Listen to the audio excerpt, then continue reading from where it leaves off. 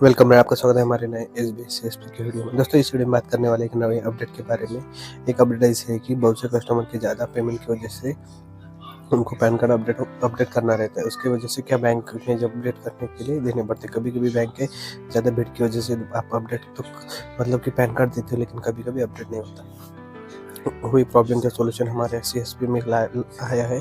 तो उस सोल्यूशन से क्या होगा कि आपको जो आपका पैन कार्ड है वो इसमें आप अपडेट कर पाओगे।